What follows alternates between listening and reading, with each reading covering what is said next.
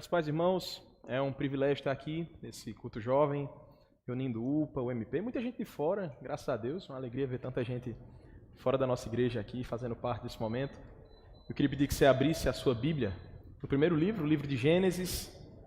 A gente vai passar muito tempo fora desse texto, eu já vou até fazer essa breve explicação aqui. Se você veio esperando um sermão expositivo, não foi dessa vez. A gente vai fazer algo parecido, mas não é literalmente um sermão expositivo. Eu não vou dar aqueles 3 pontinhos e depois fazer as aplicações de 3 pontos.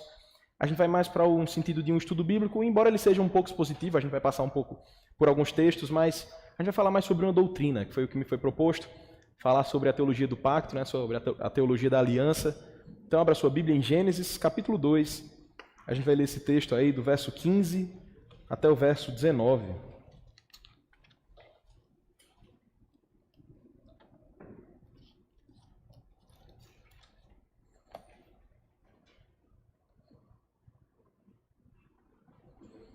Gênesis 2, do 15 ao 19, diz assim a palavra de Deus. Tomou, pois, o Senhor Deus ao homem e o colocou no jardim do Éden para o cultivar e o guardar. E o Senhor Deus lhe deu essa ordem: de toda a árvore do jardim comerás livremente, mas da árvore do conhecimento do bem e do mal não comerás, porque no dia em que dela comeres, certamente morrerás. Disse mais o Senhor Deus: não é bom que o homem esteja só. Far-lhe-ei uma auxiliadora que lhe seja idônea. Havendo, pois, o Senhor Deus formado da terra todos os animais do campo e todas as aves do céu, trouxe-os ao homem para ver como este lhes chamaria. Com sua cabeça, vamos ter mais um momento de oração nesse instante. Senhor Deus, como teu povo, nós já nos reunimos aqui, cantamos louvores ao teu nome, celebramos e adoramos ao Senhor que é bendito em nosso meio. Nós te agradecemos por tudo que já fizemos até o momento e já ouvimos da palavra do Senhor nessas canções, nas orações, nas leituras feitas, mas te pedimos que o Senhor fale conosco também através desse momento, que o Senhor nos cale para que possamos ouvir a tua voz. Te pedimos isso confiando nos méritos de Cristo, em nome de Jesus. Amém. Amém. Eu queria te fazer uma pergunta, não se assuste, eu acho que eu vou precisar do slide, pessoal. Eu acho que eles não querem me ver aí não, eles me veem aqui mesmo. Deixa o slide aí para o pessoal. Eu queria te fazer uma pergunta. Quantos pactos você já fez? Quantos pactos você já fez? Não estranha a pergunta, tá certo? A gente costuma pensar em pacto com essas imagens assim, né? Umas bruxas, um ritual sanguinário e uma coisa meio macabra, né? Quantos pactos você já fez? Eu te faço essa pergunta, embora eu acho que você não tenha tradição Wicca, nem você tenha passado em algum tipo de religião que faça pactos de sangue, de fato. Mas mesmo assim, eu ainda te pergunto, quantos pactos você já fez? Deixando de lado as caricaturas que a gente tem, essas imagens que eu botei de forma irônica por aí, deixando de lado essas imagens, a gente precisa pensar um pouco sobre pactos, porque a gente vive fazendo pactos, mesmo sem perceber. Quer alguns exemplos? Eu te trago 3 exemplos. O primeiro deles, as roupas que você está vestindo. Curiosamente, a maior parte da galera está de preto. Acho que eles têm algum grupo no WhatsApp que combina aí as roupas da mocidade, da UPA, de alguma forma. Alguém riu aqui entregando que tem realmente um grupo, ou pelo menos alguma forma de conversa sobre as roupas. Mas vejam só, aqui no nosso meio não há ninguém que veio de terno e gravata hoje. Embora Adílio ele queria vir de terno e gravata, mas ele não veio de terno e gravata hoje. Nem, da mesma maneira, a gente não tem ninguém aqui com roupas de banho, roupas de piscina, roupas de praia, roupas de João Pessoa, nesse sentido. Está todo mundo bem padronizado, inclusive bem parecido mesmo, a moçada está bem parecida hoje. Por quê? Por que a gente veio com esse estilo de roupa? Ninguém veio com vestidão de longo lá de casamento, nem nada de outros padrões. Querendo ou não, a gente está vivendo em uma espécie de pacto social que a gente delimitou que nossos padrões de roupa seriam esses. Só João que veio de boné mesmo, mas aí é uma questão particular dele.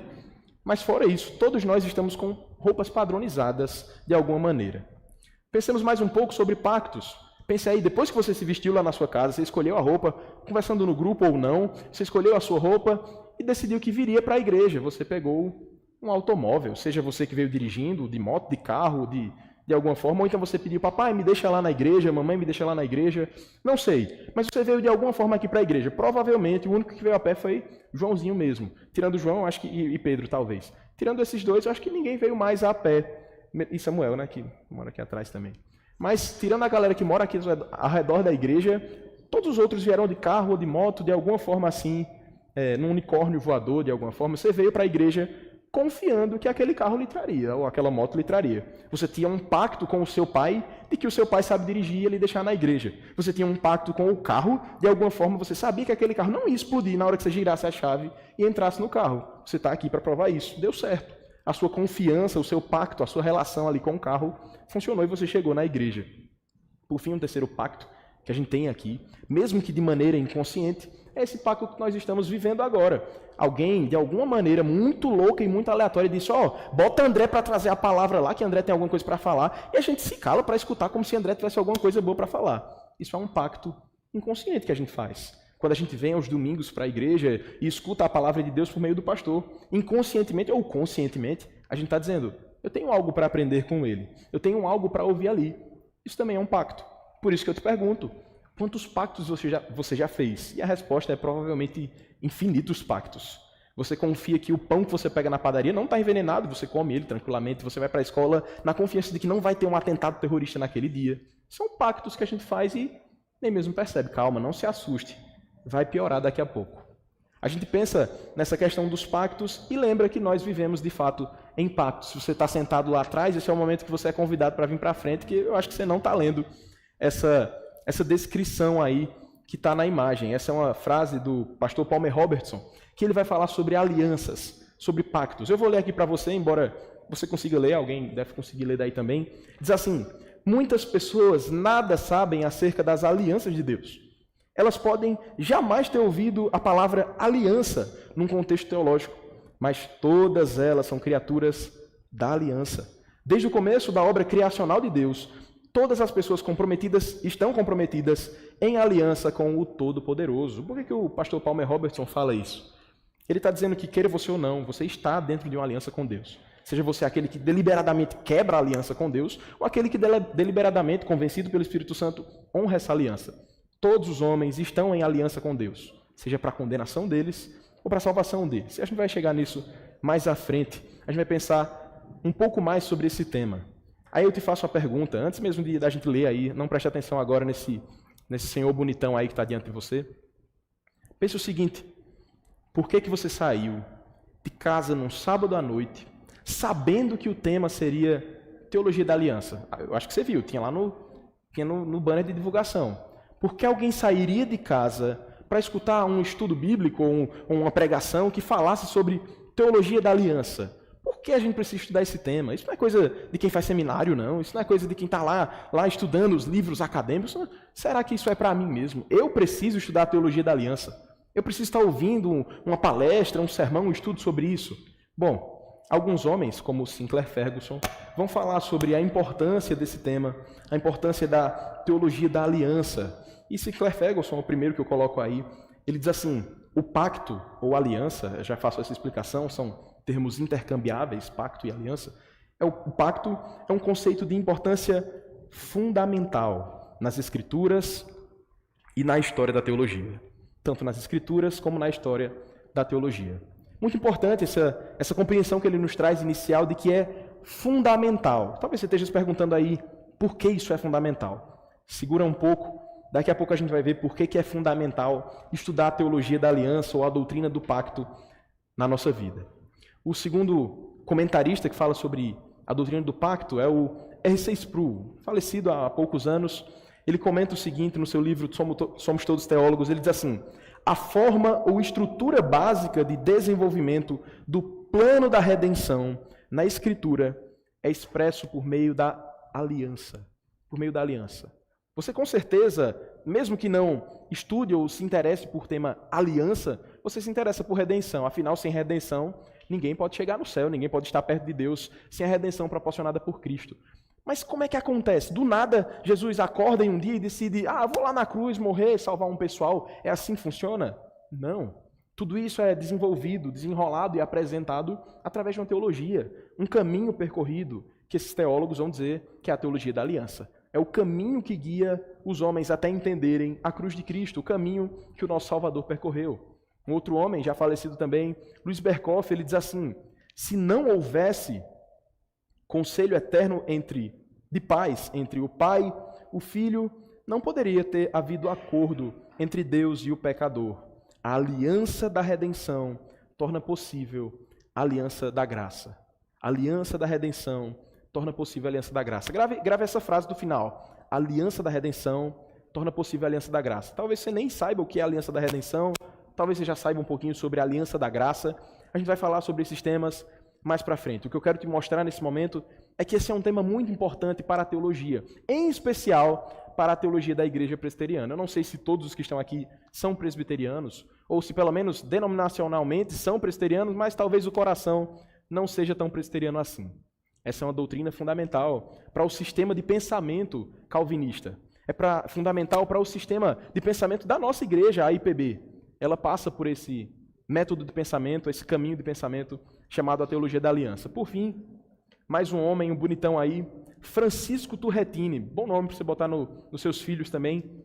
Ele discorre um pouco mais sobre essa doutrina e diz assim: visto ser da maior importância na teologia, sendo, por assim dizer, o cerne, o vínculo de toda a religião, consistindo na comunhão de Deus com o homem e abarcando em sua abrangência todos os benefícios de Deus para com o homem e seus deveres para com Deus, nosso supremo interesse jaz em conhecê-lo e observá-lo corretamente.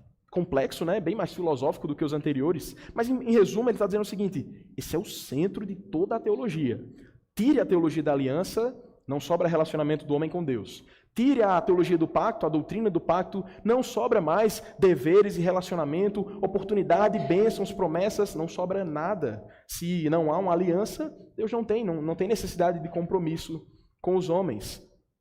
Um último, esqueci dele, o principal. Lyndon Duncan, talvez você nunca tenha escutado falar desse homem. Ele é um teólogo que dá aula no Seminário Reformado dos Estados Unidos. E ele diz o seguinte, olha a frase que esse homem usa: a teologia do pacto é o evangelho. Se fosse parar por aí, já tinha pano para manga o suficiente. Mas ele continua dizendo: e se você não compreende a teologia da aliança, você não está pronto para transmitir o evangelho em toda a sua glória e em toda a sua plenitude ao povo de Deus e àqueles fora da aliança, a fim de atraí-los para a experiência da plenitude das misericórdias da aliança. Não estamos falando de algo periférico, mas da nossa compreensão da pessoa e obra de Cristo, do Evangelho da salvação, da história da redenção, da relação entre o Antigo e o Novo Testamento. A teologia do pacto é esse ponto central. Acho que até agora, então, você já pode perceber por que é tão importante a gente parar não só um sábado à noite para pensar sobre esse tema, mas, de fato, a gente ter um tempo maior de estudo, um tempo maior de reflexão. E aqui eu já parabenizo a nossa UPA do Catolé. É esse tema que eles estão estudando. Talvez você, como MP, ficou com um gostinho de caraca, os meninos estudam isso e eu não. Pois é, quem sabe a gente deva depois mergulhar um pouco mais nesse tema. A UPA do Catolé já está passando, acho que já chegaram em Noé por ali, alguma coisa nesse sentido. Eles já estão caminhando na doutrina da aliança, na EBD deles. É um privilégio, então, a gente poder meditar sobre esse tema. É através da reflexão sobre a doutrina da aliança que a gente tem o fio de ouro que conecta toda a Escritura. Eu não sei se você já ouviu isso de alguém. Há pessoas que dizem assim: o Deus do Antigo Testamento é uma coisa. O Deus do Novo Testamento não é diferente. O Deus lá do Antigo Testamento, ele é irado, ele é sanguinário, ele manda matar os bodinhos, os carneiros, as ovelhas. O Deus do Novo não, ele é tão mais gracioso, tão mais gentil, ele vem como um homem que sofre, que apanha, que morre. São deuses diferentes, não são? Não são. Não são. A teologia da aliança, ela vai mostrar que de fato há um fio de ouro que conecta todas as páginas, todos os livros, todas as histórias da Bíblia. A história de José não é sobre José. A história de Sansão não é sobre Sansão. São histórias que são conectadas, de fato, por um fio de ouro, que mostra o progresso da redenção. Deus salvando o seu povo, chamando o seu povo lá atrás e prometendo que seria o seu Deus, e esse povo seria, então, o povo do Senhor. Por que a gente estuda, então, a teologia da aliança? Porque ela é esse fio de ouro que conecta e explica temas para nós. Sem a teologia da aliança, muito dificilmente você vai conseguir responder: por que a igreja presbiteriana batiza crianças? Se você tira essa doutrina, você não vai sobrar muita coisa. Você vai parecer mais com a igreja católica do que com a igreja reformada, de fato. Se você tira a teologia da aliança, a gente não consegue explicar questões como ceia e Páscoa. Você não consegue explicar batismo e circuncisão do Antigo Testamento. De fato, a teologia da aliança é esse fio de ouro, a dobradiça que une as duas partes, os dois testamentos, e mostrando que não há contradição em nada, não há abandono de nada. É através dessa teologia que a gente consegue entender, por exemplo, a substituição pactual de Cristo, quando Cristo vem em nosso lugar. E você pergunta, por que Cristo teve que vir no meu lugar? Por que precisava Deus vir para o meu lugar? Eu não podia resolver, não? Você talvez lembre de alguém que disse isso recentemente na internet. Eu não pedi para Jesus morrer no meu lugar. Quando fosse o tempo possível, eu resolvia as minhas contas. Bom, essa teologia, a doutrina da aliança, que vai mostrar que o homem jamais conseguiria. Que o homem não conseguiria se não fosse Deus resolvendo o problema do homem. E a síntese de tudo que a gente vai falar aqui é justamente essa. Deus estabeleceu uma aliança. Deus firmou uma aliança com o homem, um pacto para se relacionar com o seu povo. É esse o resumo. A doutrina da aliança é a forma como Deus se relaciona com o seu povo. E eu quero dividir esse estudo que nós teremos aqui em 2 breves momentos. O primeiro deles é baseado nessa pergunta. O que é a teologia do pacto? O que é a teologia da aliança? Por que a gente fala sobre isso? Será que o seminarista André inventou isso e aí a gente vai ficar conversando sobre esse tema aqui a noite toda? Não, não é bem por aí. O que é a teologia do pacto? Essa é a nossa primeira pergunta, e aqui eu trago as definições de homens do passado, que certamente são muito mais capazes e muito mais habilitados para falar delas do que eu. John Rushdoni, no seu livro Infalibilidade e Interpretação, ele diz assim, o que é um pacto? Olha as palavras que ele usa para descrever. É um acordo solene, juridicamente obrigatório, entre duas partes iguais ou desiguais, unindo-os num relacionamento particular. Ele usa termos filosóficos e jurídicos para dizer o que é a teologia do pacto. Ele continua dizendo assim, os pactos são frequentemente firmados por votos, até mesmo por votos de sangue. Eles obrigam solenemente as partes a certos compromissos em termos e condições que continuam vigentes nas gerações seguintes. Entenderam? Tudo tranquilo até aí? Podemos passar direto? Está bem tranquilo de entender? Qualquer dúvida pode perguntar a Timóteo, ele depois explica para você com tranquilidade. Um resumo do que ele está falando é que essa teologia, a teologia da aliança, é um acordo que dura gerações. É um acordo soberano, administrado por alguém, podendo envolver duas pessoas, partes iguais ou desiguais, ou seja, um superior ou inferior, seja como for, envolvendo até mesmo sangue no meio desse acordo firmado. Outro homem, ele diz o seguinte, Packer, ele afirma assim, alianças ou pactos na Escritura são acordos solenes, o mesmo termo que o outro usou, negociados ou impostos unilateralmente. Ele já acrescenta algo que não estava dito no outro, que impõe ambas as partes permanentes relações definidas com promessas específicas, reivindicações e obrigações de ambos os lados. Por exemplo, a aliança do casamento. Ele já simplifica um pouco mais, trazendo uma imagem para nós. Eu acho que a maioria dos irmãos aqui ainda não passou por essa etapa da vida, espero que passem o quanto antes, o casamento. O casamento é a excelente representação que Deus nos proporcionou para que nós possamos entender um pouco como funciona essa questão. É através do casamento, do voto que a gente firma diante dos homens e diante de Deus, que a gente entende um pouco como funciona essa questão da aliança. Quando um homem ou uma mulher decidem casar, ali está sendo feito um juramento diante de todas aquelas testemunhas, diante do próprio Deus, de que aquele casal não seria separado, não seria rompido, aquela aliança não seria quebrada por outra coisa senão a morte. Sejam tempos de pobreza ou de riqueza, de fartura no sentido de que está fartando tudo, ou de riqueza mesmo, tudo que acontecesse, seja lá o que acontecesse, aquele casal permaneceria unido não por um sentimento, não por um laço afetivo, mas por uma aliança, um compromisso firmado realmente, um voto perpétuo que só seria quebrado, rompido por meio da morte. Outro comentarista, que a gente já mencionou ele, o Palmer Robertson, ele traz a definição mais simples de todas, a mais curta. Os outros usam termos filosóficos, outros usam termos jurídicos. Ele é bem simples e direto, dizendo assim, aliança é um laço de sangue soberanamente administrado com promessas, obrigações e consequências. Só isso. Ele não aumenta nada como os outros. Isso é bom a gente memorizar. Uma aliança é um laço de sangue soberanamente administrado com promessas, obrigações e consequências. Vamos tentar entender essa frase dele, a definição dele, parte por parte. Ele começa dizendo assim que a aliança é um laço. Por que a palavra laço? O que é que a palavra laço traz para o nosso entendimento? Laço é aquele vínculo, aquela amarra, aquilo que liga duas partes. Os relacionamentos são feitos de laços, não necessariamente laços afetivos, mas é algo que une uma pessoa à outra. E a representação imagética mais próxima que a gente pode ter aqui é o próprio casamento.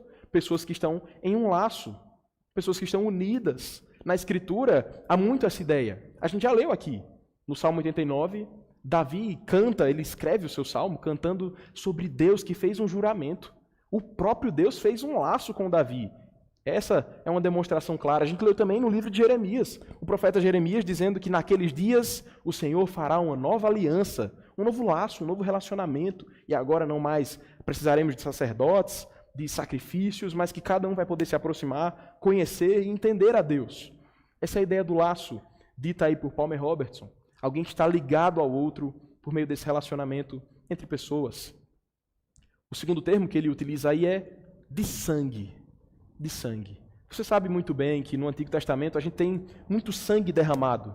Animaizinhos sendo sacrificados a cada 7 dias, praticamente, por conta dos pecados do povo. O livro de Levítico vai mostrar muito bem sobre isso. Eu acho que você normalmente quer adiantar a leitura em Levítico ou pular Levítico de alguma forma, mas é lá em Levítico que a gente vê isso sendo tudo institucionalizado.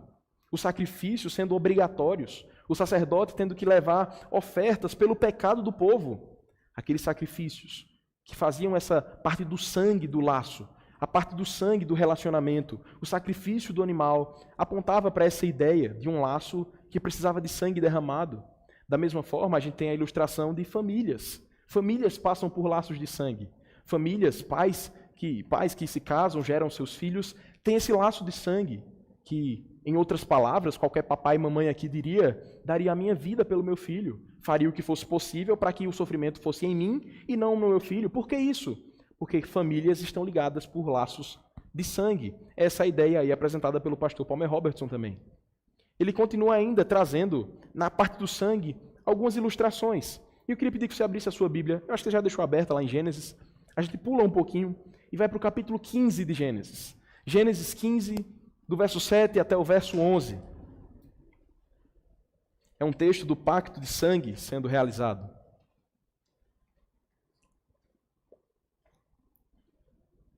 Gênesis 15, do 7 a 11, diz assim: Disse-lhe mais: Eu sou o Senhor que te tirei de Ur dos Caldeus para dar-te por herança esta terra.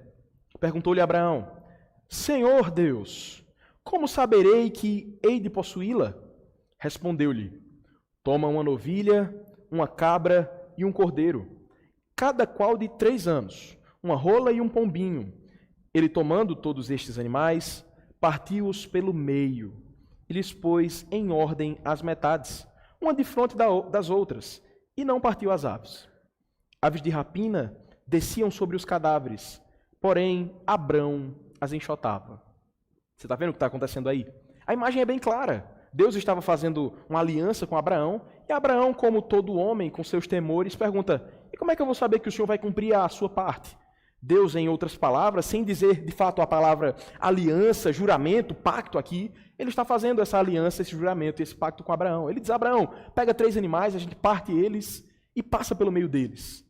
Essa era uma ideia, um ritual acontecido nos tempos do Antigo Testamento que mais para frente serão discorridos. Aí você pula um pouquinho, no mesmo texto, você parou no verso 11, agora você olha para o verso 17 e diz assim: E sucedeu que, posto o sol, houve densas trevas, e eis um fogareiro fumegante e uma tocha de fogo que passou entre aqueles pedaços. Guarda essa imagem. Uma tocha de fogo, um fogareiro, os animais partidos ao meio, o sangue deles derramado ali no chão, e uma tocha de fogo subitamente passando por entre aqueles animais. A gente olha para esse texto e talvez não entenda por que Deus faz algo tão sanguinário. Por que o próprio Deus faz um ritual tão sanguinolento? Será que aquela imagem das bruxas ali, aquela coisa macabra, não está tão distante disso, não? Deus exigindo sangue derramado de animais que não tinham nada a ver. A conversa era entre Deus e Abrão, e aí tem que derramar o sangue dos animais, sacrificar animais inocentes, por uma razão. Há uma explicação para isso. Lá em Jeremias, capítulo 34, verso 18, esse texto ganha a sua explicação, que talvez a gente não entenda tão rapidamente. Lá em Jeremias 34, 18, é dito assim: Farei aos homens que transgrediram a minha aliança e não cumpriram as palavras da aliança que fizeram perante mim, como eles fizeram com o bezerro, que dividiram em 2 partes, passando eles pelo meio das 2 porções. Está entendendo o que está acontecendo? Jeremias está dizendo que aquele texto de Abraão, apontando lá para o texto de Abraão, dizendo assim, olha, alianças e pactos são feitos assim. Os animais eram partidos ao meio, e aquilo era um juramento. Era como se Deus estivesse dizendo a Abraão assim, Abraão, se eu descumprir a minha palavra, que aconteça comigo o que aconteceu com os animais. Era Deus colocando toda a sua palavra em jogo, dizendo, se eu descumprir, que eu seja partido ao meio, meu sangue seja derramado assim. Abraão também, se descumprisse a sua parte da aliança com Deus, teria que ser rompido. Aconteceu o mesmo que aconteceu com aqueles animais. Agora você entende por que eu pedi para você ler o verso 17, lá em Gênesis 15. Quando Deus separa aqueles animais e pede para ele romper eles ao meio, não é Abraão que passa, não é Abrão que passa pelo meio dos animais. O texto vai dizer, depois do verso 11, que caiu um profundo sono. Olha só que curioso. Abraão ficou com muito sono e dormiu. Esqueceu de passar lá pelo meio dos animais. E subitamente aparece uma tocha, um fogareiro. Deus coloca essa tocha para passar pelo meio dos animais. É o próprio Deus que firma uma aliança consigo mesmo. Não é Abraão que está colocando a sua vida em jogo ali. É Deus dizendo, eu faço as duas partes. Eu faço a minha parte e a sua parte também, Abraão. Eu cumpro a aliança. Eu faço tudo o que for preciso para manter essa aliança de pé. E é isso que está sendo dito aqui. Quando a gente entende que é um laço de sangue, que ele tem peso de vida ou morte. Um laço de sangue, ele tem esse valor de vida ou morte baseado em cumprir ou descumprir esse acordo. E por fim é dito também por Palmer Robertson que é um laço soberanamente administrado. Esse é um pouco mais simples de explicar.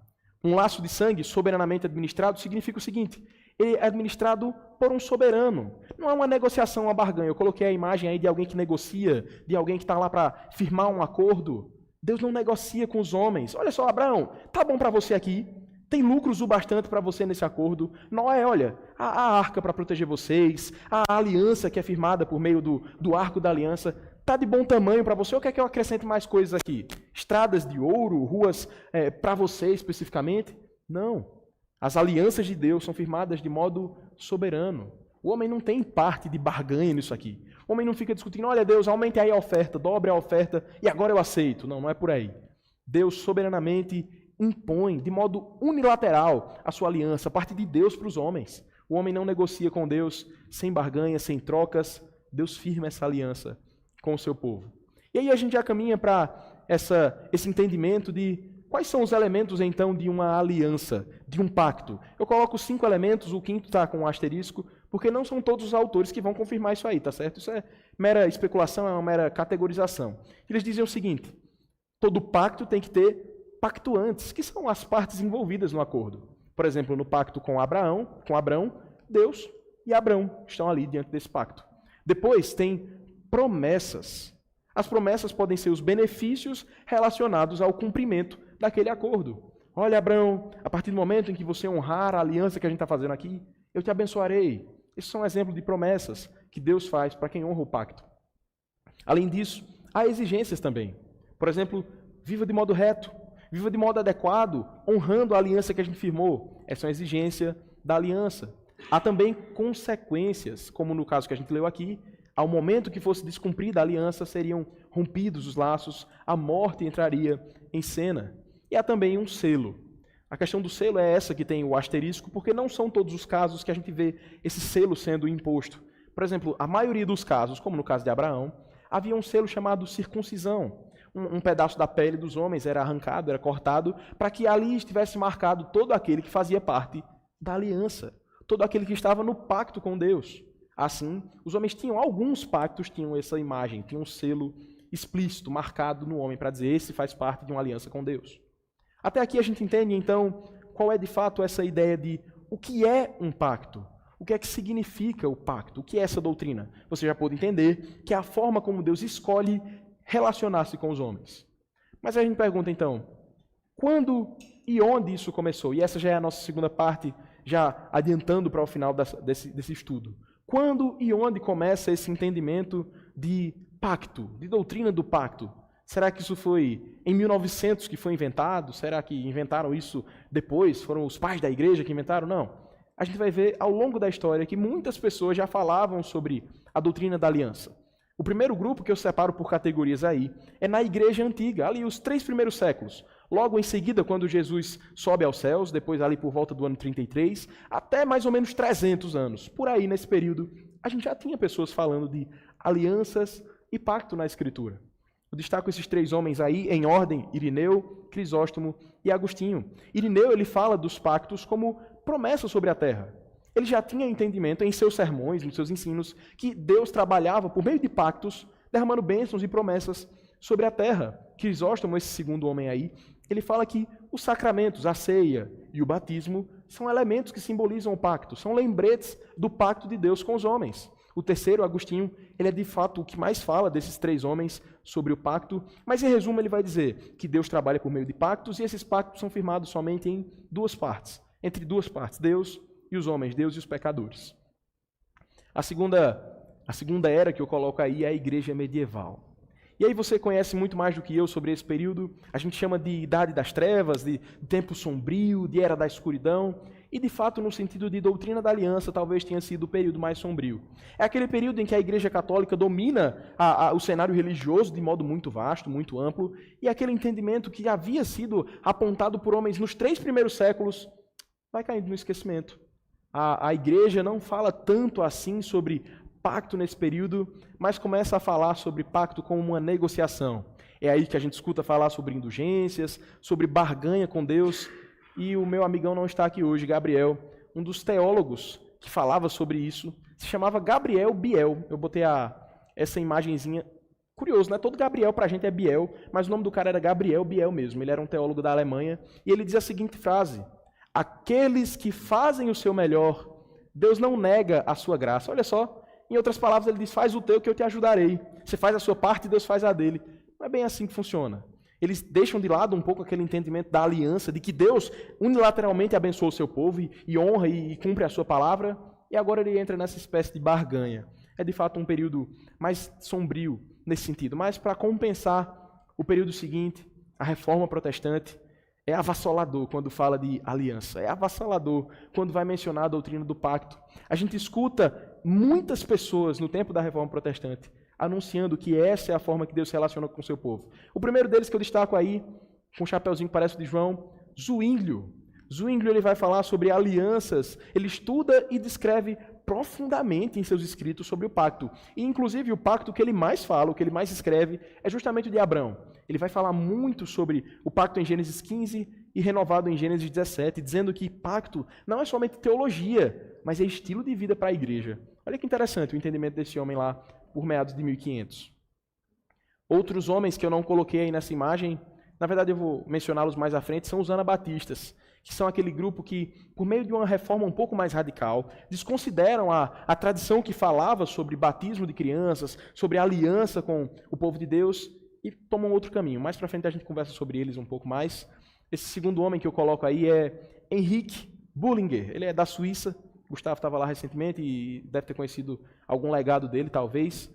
E ele escreve dizendo que há um único testamento na história. Ele é um dos primeiros homens a dizer que não há uma divisão entre Antigo Testamento e Novo Testamento, como se fossem 2 testamentos diferentes ou 2 deuses diferentes. É esse homem que vai introduzir na teologia reformada aquela ideia de que há 2 alianças. E a gente, com o nosso estudo tão raso e tão breve nesse entendimento, a gente costuma pensar que o Novo Testamento começa em Mateus. Você deve pensar assim, talvez você já tenha pensado assim de alguma forma. O Novo Testamento só é iniciado lá em Mateus. A nova aliança só é lá quando Jesus está entre os homens. É esse um dos primeiros homens que vai dizer que não. Ele vai dizer que a nova aliança, o Novo Testamento, já começa lá em Gênesis. Já começa lá em Adão, no texto que a gente leu. Deus estabelecendo uma aliança com o seu povo. A gente chega mais para frente nesse assunto novamente. Outro homem que eu coloco aí na imagem é o próprio João Calvino. Ele é um dos que mais escreve sobre esse tema. Nas Institutas, o seu livro mais conhecido, ele vai explorar essa unidade, dizer que não há diferença entre o Deus do Antigo, o Deus do Novo, o relacionamento com Deus no Antigo Testamento e no Novo. Deus sempre se relacionou com os homens por meio de alianças, por meio de pactos. Esses 2 últimos homens aí da imagem são os 2 alunos de João Calvino. O primeiro deles é Zacarias Ursino e o segundo é Gaspar Oleviano. Uma dupla sensacional. Homens que de fato escrevem um catecismo e abundantemente eles falam sobre a doutrina da aliança. O primeiro deles, Zacarias do Sino, ele menciona e escreve o pacto antes mesmo da queda do homem. Ele é o primeiro homem a mencionar o pacto da eternidade, o pacto da redenção. A gente estuda normalmente nos nossos pequenos grupos pacto das obras e pacto da graça. Esse homem já falava sobre um terceiro pacto, o pacto da eternidade, o pacto da redenção. Daqui a pouco a gente entra nesse assunto de maneira muito breve também. E o segundo, Gaspar Oleviano, o último aí da imagem, ele é o que desenvolve mais essa ideia também do pacto da redenção. Por fim aí, na pós-reforma, eu nem quis botar as imagens deles, porque é o povo que mais fala sobre aliança, é o povo que mais fala sobre pacto, são os puritanos. Os puritanos são aqueles que praticamente em todos os seus escritos, basta você ir lá na Consciência ou em outra livraria que você escolha, compra qualquer livro dos puritanos, você vai ver alguma menção. Aliança, doutrina do pacto, teologia da aliança de forma geral, eles sempre mencionavam em seus sermões, em seus escritos, sobre essa forma de pensamento, sobre esse caminho teológico. E esse homem que está na imagem aí, o nome dele é João Coceios. Ele é um dos expoentes, ele não é o cara mais ortodoxo, ele não tem a teologia mais reformada de todas, mas ele é um cara que fala sobre a aliança de tal maneira que ele diz que não há como você pensar teologia sem pensar aliança. Não tem como você pensar no evangelho sem pensar na aliança. Por que é que eu estou colocando esses homens todos, esses pensamentos todos para você aqui? Estou querendo te dizer, te despertar o entendimento de que esse é um assunto central na vida da igreja. Esse é um assunto central na nossa forma de relacionamento com Deus e na nossa forma de entender o mundo de Deus. A gente está dentro de uma aliança. Quanto mais você entende sobre ela, mais você entende sobre como Deus se relaciona com o seu povo. Mas eu não posso ser utópico aqui e dizer que, então, todo mundo entende sobre a aliança e todo mundo concorda. Negativo. Negativo. Essa imagem é justamente dos opositores, os anabatistas, que é um dos primeiros e mais proeminentes grupos que se levantam contra esse entendimento. Os anabatistas, com uma teologia bem sólida e bem robusta, se opõem a tudo que eu falei até agora. Eles vão tentar, de muitas maneiras, de maneiras convincentes, inclusive, dizer que não é bem por aí, que Deus não se relaciona nesse caminho. São eles que fundam, inclusive, a teologia chamada dispensacionalismo. Depois você pergunta ao seu pastor aí mais sobre essa doutrina. Não posso me alongar muito nela, até porque não convém no momento e nem no tempo que nós temos aqui. Mas, em resumo, é uma doutrina que vai dizer o seguinte: Deus não se comunica por alianças. Deus se comunica por meio de dispensações. Alguns consideram 7, outros 5, tem gente que considera 4, mas, via de regra, pensam em 7 dispensações. 7 momentos diferentes da história que Deus conduz o homem, por meio do governo humano, por meio da lei, por meio da graça. Enfim, depois você pode até pesquisar mais sobre isso, mas, via de regra, na igreja presbiteriana não é esse o entendimento. A igreja presbiteriana é uma igreja que entende as alianças de Deus como a sua forma de pensamento. E aqui a gente precisa pensar, então, já que eu falei dos homens, por que não a Bíblia? Por que a Bíblia, então, não cita tanto a aliança? Bom, a Bíblia cita a aliança diversas vezes. Você encontra como aliança, juramentos, encontra o termo pacto, e você encontra até mesmo em textos que não falam sobre aliança, esse termo lá. A gente encontra em textos como o de Gênesis que a gente leu, quando Deus olha para Adão e coloca aquele homem no jardim, e diz assim o texto que Deus colocou o homem no jardim para que ele cultivasse e guardasse. Ele já tinha uma missão, ele já estava num pacto com Deus, ele já tinha uma obrigação diante de Deus, cultivar e guardar o jardim. Mas o texto diz que Deus não deixou o homem sozinho ali, colocaria uma auxiliadora para essa missão, para essa jornada, e logo no verso 19 de Gênesis 2 é dito que imediatamente, quando Adão reconhece ali a sua auxiliadora idônea, ele passa então a colocar os nomes dos animais. Por que a gente parou nesse texto?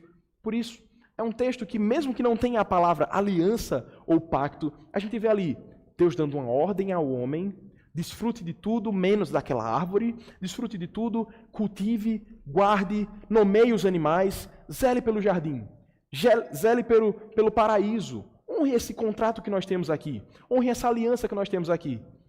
E logo em Gênesis 3 a gente vê o resultado disso. O homem consegue ainda, por um breve espaço de tempo, honrar a Deus na aliança, mas logo em seguida o primeiro pacto é quebrado. Aí você deve estar pensando, então, que pacto é esse que André está falando aí? A gente chega então nessa próxima tela aí que fala de quantas alianças, quantos pactos foram feitos. Bom, o primeiro deles é mencionado como o pacto da eternidade. É aquele que surge o entendimento mais desse pacto por volta da Reforma Protestante. o que é pacto da eternidade? Por que a gente fala desse pacto se normalmente a gente só escuta pacto das obras e pacto da graça? O pacto da eternidade é um que acontece fora dos homens. Ele não é estabelecido entre Deus e os homens. A definição mais curta do pacto da eternidade, da teologia da aliança que envolve a eternidade, da redenção, é quando Deus estabelece uma aliança entre Ele mesmo. É uma aliança na própria Trindade. E o que é que está incluso nessa aliança?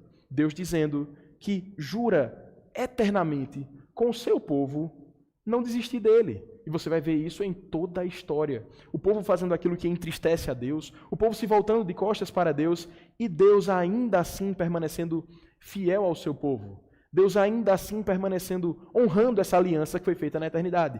É por isso que Sproul ele vai dizer assim, a definição dele bem curta, é o pacto estabelecido dentro da própria Trindade. Um pacto pessoal de Deus consigo mesmo. É o acordo pactual do drama da redenção, em que Pai, Filho e Espírito Santo se comprometem em trazer o mundo à existência, colocar ordem nas trevas, criar todas as coisas e conduzi-las por seus decretos eternos até a redenção por meio do Filho, trazendo fé e santificação por meio do Espírito.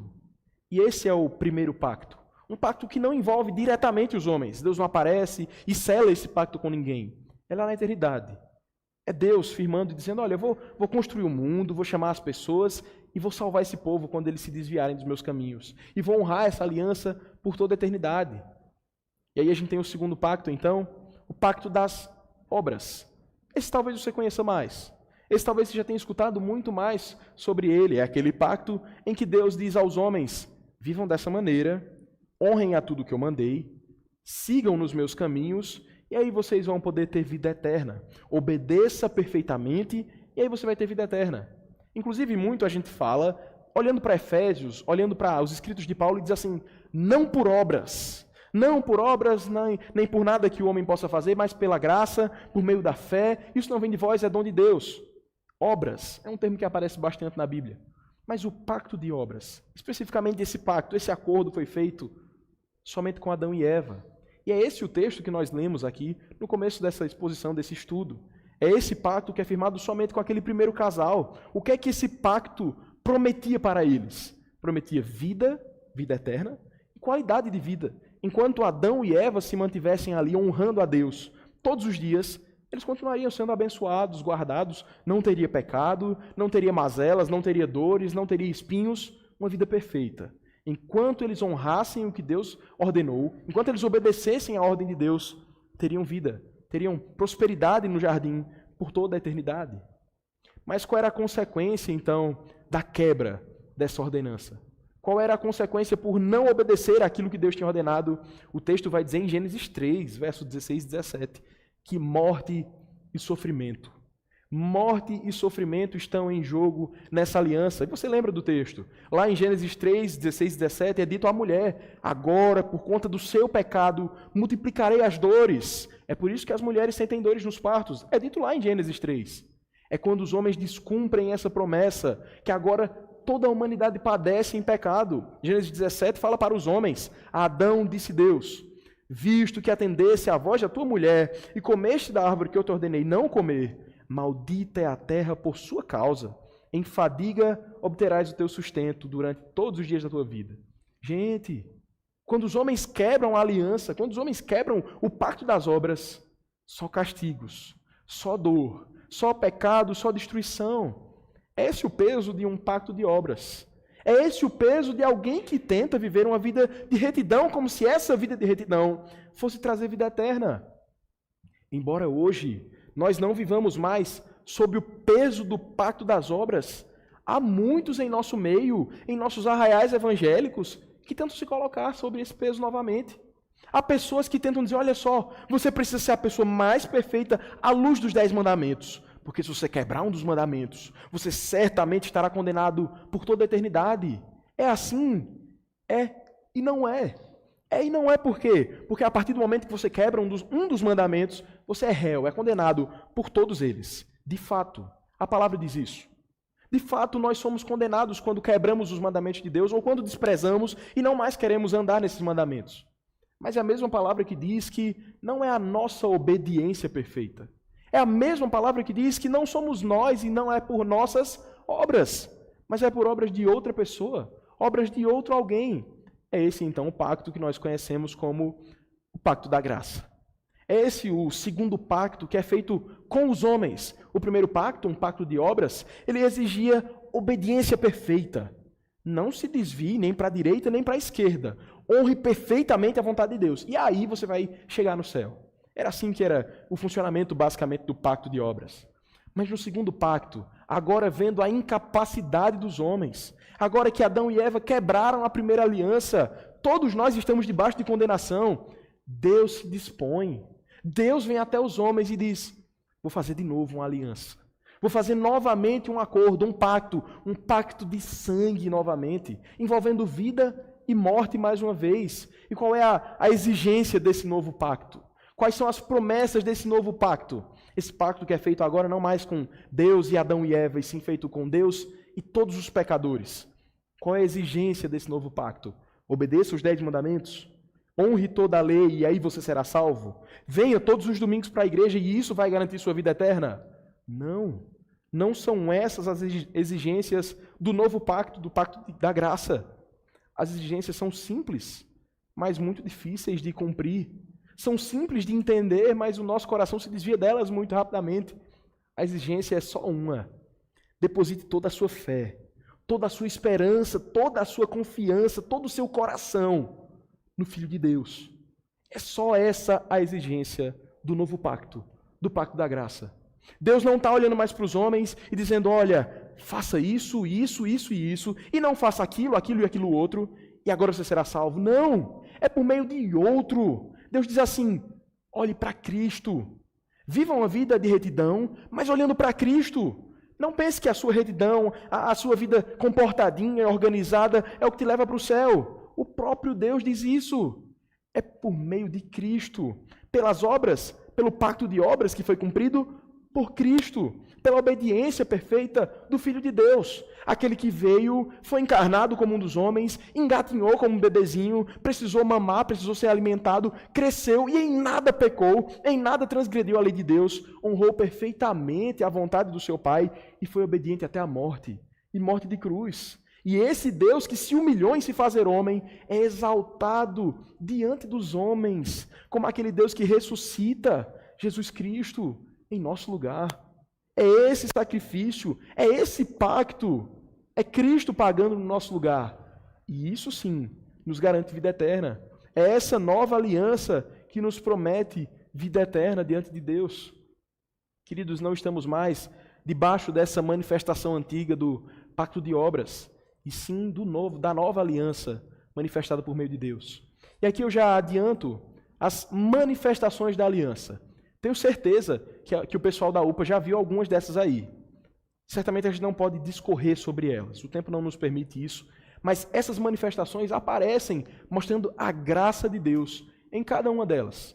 Veja só, Adão é a primeira que está escrita aí no nosso material. Adão tem o pacto do começo. Deus promete, Deus expulsa Adão ali do jardim, mas ainda, enquanto estava no jardim, Deus já faz uma promessa, dizendo: Adão, mesmo que você tenha quebrado o mandamento, Eva, mesmo que você tenha descumprido o que eu exigi que você cumprisse, eu vou te fazer uma promessa aqui. É o que a gente chama na teologia de proto-evangelho. Lá em Gênesis capítulo 3, verso 15 é dito: porém inimizade entre o filho da mulher e o filho da serpente. O filho da mulher vai esmagar a cabeça da serpente, mas a serpente morderá o calcanhar, vai ferir o calcanhar desse filho da mulher. Talvez eles nem entendessem muito bem essa ilustração, esse linguajar de Deus ali. Mas nós olhamos e vemos que o filho da mulher, o herdeiro dos homens, é Cristo, que vem no nosso lugar, esmaga o nosso inimigo e é picado, mordido, morre em nosso lugar. É Cristo que cumpre esse pacto já feito com Adão lá atrás, lá em Gênesis. Essa aliança vai se renovando, e a segunda que a gente tem aí é o pacto da preservação. Essas nomenclaturas elas não são inspiradas, tá certo? Pacto do começo, pacto da preservação, são nomenclaturas dadas por Palmer Robertson, naquele livro que eu mostrei para vocês, O Cristo dos Pactos. E é nesse livro que ele vai dizer que esse segundo pacto, o pacto com Noé, tem esse apelido aí, pacto da preservação. Você lembra da história? Noé recebeu o aviso de Deus que haveria água por todo lado. Aquelas chuvas que lá em Recife destrói tudo. Pronto, ia ser algo muito pior do que aquilo.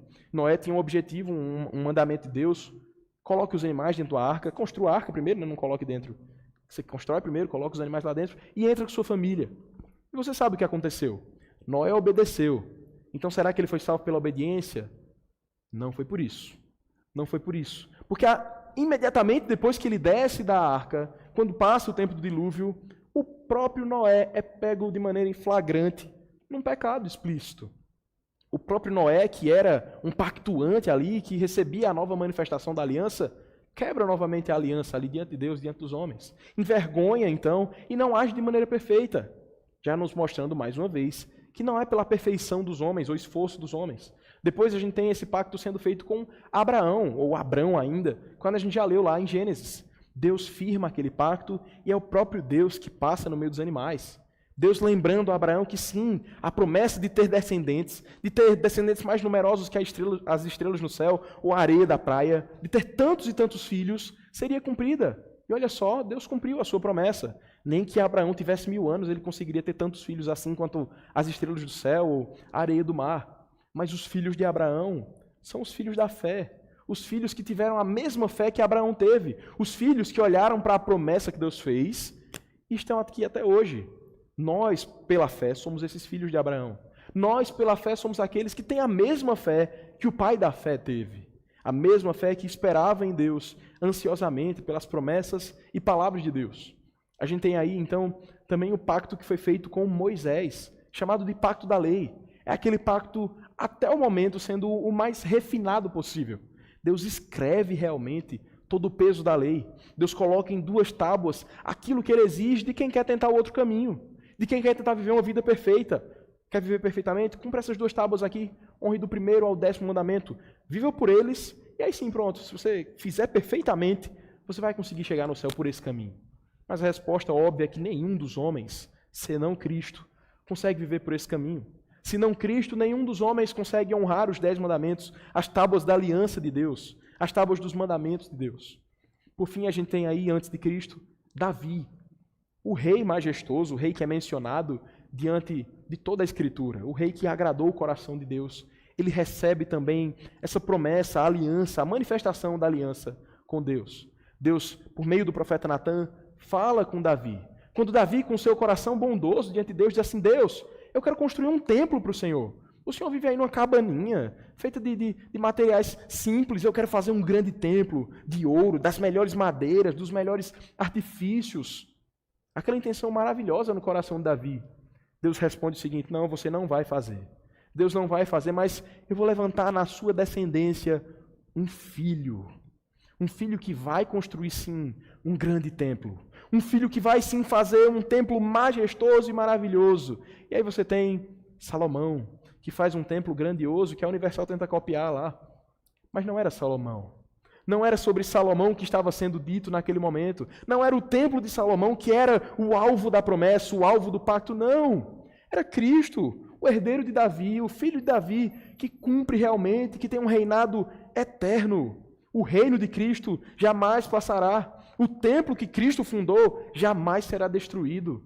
É esse o entendimento da aliança. E por fim a gente tem a última manifestação, que a gente lê lá no Novo Testamento como a nova aliança sendo manifestada no sangue de Cristo.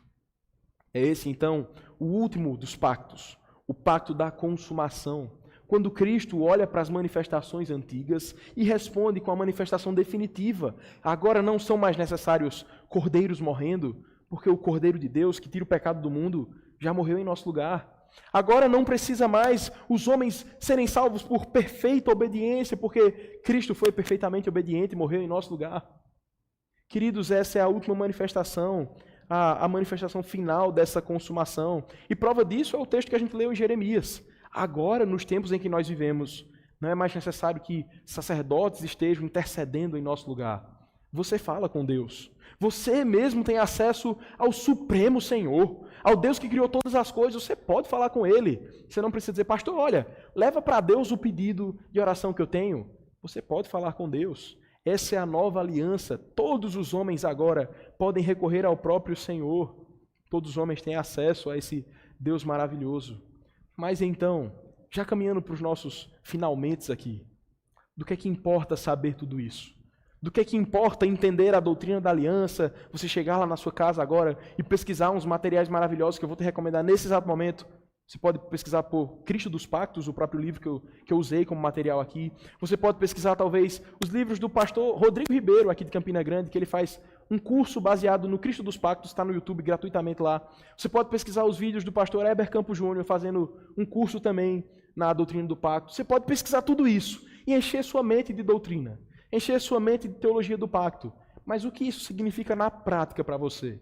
Quando você voltar por essas portas, for para a sua casa e disser, olha, agora eu aprendi uma doutrina nova, agora eu sei que Deus se relaciona com homens por meio de pactos, de alianças, o que é que muda?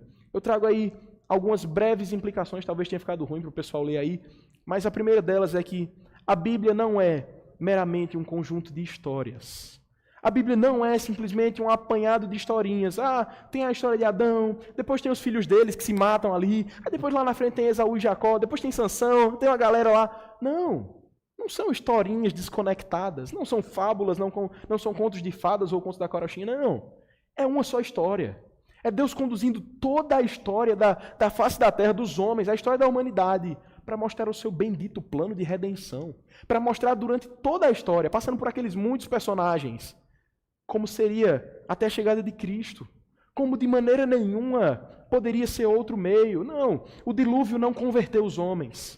Não, Sansão lá com sua força derrotando os inimigos, não converteu os homens. Não, Abraão, que era o pai da fé, não, ele não conseguiu resolver o problema do pecado. Não, a história só tem a sua consumação, a história só tem o seu desfecho final, o clímax, em Cristo. É a grande história da redenção sendo contada. Olhe para a Bíblia com esses olhos. Pare de pensar que são histórias avulsas, que não se conectam, que não falam sobre a sua vida. São sobre a sua vida. A Bíblia é inteira contando uma grande história, dizendo como Deus nos resgatou da maldição do pecado e nos libertou em Cristo. Essa é a grande história da Escritura. Por isso, eu já coloco essa segunda implicação aí. Podemos viver com segurança. Você não precisa andar com medo. Eu acho que quem aqui acho que todos devem conhecer a ilustração do livro e do filme do peregrino. Aquela imagem do peregrino lá no começo. Ele vem com um peso gigante, o nome da sua cidade, curiosamente, é Cidade da Perdição, e ele está lá com um peso grandão nas suas costas, o peso dos seus pecados, o peso de tentar viver uma vida perfeita, o medo de dizer assim, droga, quebrei o 4º mandamento de novo, eu descumpri o 5º mandamento, não, e agora o que é que eu vou fazer? Quando você olha para esses mandamentos, não olhe mais para eles com um peso de condenação. Deus não colocou a lei para que ela te esmagasse mais. A lei já esmagou Cristo. A lei já trucidou o Filho de Deus em nosso lugar. Agora nós podemos olhar para a lei e dizer, Senhor, me ajuda a viver dessa maneira. Não mais pensando que eu serei salvo por viver dessa maneira, mas porque é digno do Senhor, porque é honrado diante do Senhor cumprir os 10 mandamentos. Me ajuda, na minha imperfeição, a viver por esses mandamentos. Mas agora é uma vida de segurança, sabendo que você não perde a sua salvação. Sabendo que Deus não muda de ideia. Bom, hoje eu estou muito satisfeito com o meu servo ali. Ele tá fiel, ele está animado, ele leu a Bíblia. Aí no dia seguinte você esqueceu de ler, você fez alguma coisa que estava corrido lá. E Deus diz, droga, agora eu não quero mais ele. Ele não é mais meu filho, ele é filho de Satanás agora. Não funciona assim. Você tem esperança eterna, segurança eterna, perseverante, que aquece o seu coração por meio do entendimento correto da forma que Deus se relaciona com o seu povo, por meio da aliança. Isso traz segurança para o nosso coração. E por fim, mas não menos importante, é quando a gente entende a doutrina da aliança, a teologia do pacto, que agora a gente pode cultuar a Deus com entendimento e com beleza. Se você tira esses elementos, se você tira a teologia da aliança, não faz muito sentido muita coisa do que a gente faz nos cultos. Se você tira esse entendimento de que Deus se relaciona com o seu povo e que isso foi consumado em Cristo, não faz sentido muitas das músicas que a gente canta, não faz sentido muitos dos sermões que a gente escuta. Se você tira esse entendimento de doutrina da aliança, sabe o que é melhor? A gente prega só no Novo Testamento. A gente prega só o Evangelho mesmo. A gente prega só as cartas que falam para um povo da igreja recente. A gente esquece o Velho Testamento todinho, porque já que não tem aliança, aquele é um relacionamento estranho. Pula Levítico, pula Números, pula Êxodo. É sacrifício demais. Não é assim. Agora que você entende essa doutrina, que você mergulha e se debruça nela cada vez mais, você tem entendimento suficiente para olhar para cada elemento do culto, para a pregação da palavra, para a ceia que acontece, para o batismo infantil, olhar para tudo isso e dizer: Senhor, que maravilha é fazer parte da tua aliança. Que maravilha é estar entranhado nesse laço de sangue soberanamente administrado. Que alegria temos por saber que há um Deus que não muda de opinião. Por saber que temos um Deus que não tem favoritos e agora desistiu do povo de Campina Grande e só ama o povo de Boqueirão agora. Não, não é assim que funciona. Deus se relaciona com o seu povo por alianças eternas. Ele não volta atrás. E aqui eu encerro com a citação de Van Gemeren. Ele diz assim: a antiga e a nova alianças diferem em termos de clareza e certeza, mas Deus tem um plano de salvação, um mediador e um propósito escatológico do qual todo o seu povo compartilha. Isto é, em essência, a aliança da graça é uma administração de graça, como o Senhor oferece livre e graciosamente os benefícios da comunhão com Ele. Os benefícios da aliança não dependem da resposta humana ou da ausência dela, porque é o Senhor quem promete, que confirma a palavra empenhada e sela a aliança por seu próprio nome. Queridos, essa é a síntese de tudo que a gente viu aqui. Embora lá no Antigo Testamento houvesse muito aquela questão dos símbolos, das sombras, dos sacrifícios, os homens nunca foram salvos pelo sangue do bodinho, do cordeiro, dos animais ali que foram sacrificados.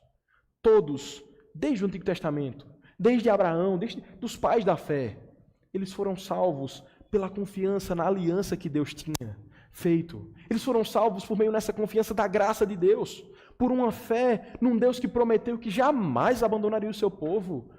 E nós vivemos por essa fé. Nós vivemos na certeza de que a promessa que Deus fez lá no Antigo Testamento, de que seria o povo, seria o Deus daquele povo e aquele povo seria dele, é válida para nós também. Você não vive uma fé aleatória. Você não fica esperando os últimos lançamentos da teologia por aí. Você não fica esperando atualizações da Bíblia ou atualizações em um relacionamento com Deus. Não, vai ser da mesma maneira. Deus já escolheu como se relaciona. É por meio de Cristo. É dele que nós precisamos. É olhando para Cristo que nós nos aproximamos de Deus, de fato. E assim, eu encerro esse momento te dizendo, busque entender mais sobre essa doutrina. Eu sei que o nosso momento aqui não tem como contemplar toda a profundidade dessa doutrina. Eu sei disso. Mas o que eu queria fazer aqui era esse passeio de avião ou de helicóptero por essa doutrina, para que você saiba, ela existe, é fundamental. Ela é a peça, o fio de ouro que encaixa toda a doutrina presbiteriana, o entendimento reformado que nós temos. É Ele que nos leva para Cristo como nosso Redentor que morreu em nosso lugar. Vamos orar nesse instante, encerrando esse momento. Curva sua cabeça, vamos falar com o nosso Deus. Senhor, nós estamos aqui como o Teu povo que adora o Teu santo nome. Sabemos que, de fato, muitas vezes a nossa mente se distrai com muitas coisas, que nossa mente anda presa às novidades desse mundo, às tecnologias, anda presa aos nossos prazeres. É certo que isso acontece com todos nós, a começar de mim. Mas o Senhor é um Deus que se relaciona, é um Deus que jamais nos abandona, é um Deus que jamais volta atrás e que não desiste do seu povo. Isso porque o Senhor firmou uma aliança, o Senhor fez uma promessa, o Senhor nos colocou nesse pacto. Ó Senhor, nos ajuda a buscar entender cada vez mais sobre quão maravilhoso é estar dentro dessa aliança, sobre quão precioso é fazer parte dos teus filhos. Pai, nos ajuda a honrar esse título que o Senhor colocou sobre nós de filhos. Nos ajuda a viver como servos de Cristo, como quem já foi transportado do império das trevas para a maravilhosa luz de Cristo. Ó Deus, te pedimos, porque sabemos que por nossas forças jamais conseguiríamos. Te pedimos porque sabemos que jamais conseguiríamos cumprir o pacto de obras, mas confiamos na graça do Senhor. Confiamos no sacrifício de Cristo que foi feito em nosso lugar e é nele que descansamos. Então traz paz ao coração daqueles que andam incertos. Traz esperança para aqueles que andam temerosos. Traz conforto para aqueles que pensam que perdem a salvação de alguma maneira ou que o Senhor os esqueceu. Lembra-nos todos os dias da tua preciosa aliança. Lembra-nos todos os dias do acordo que o Senhor fez de não nos desamparar. Assim nós agradecemos ao Senhor e confiamos nos méritos de Cristo. É no nome dele que te oramos. Amém.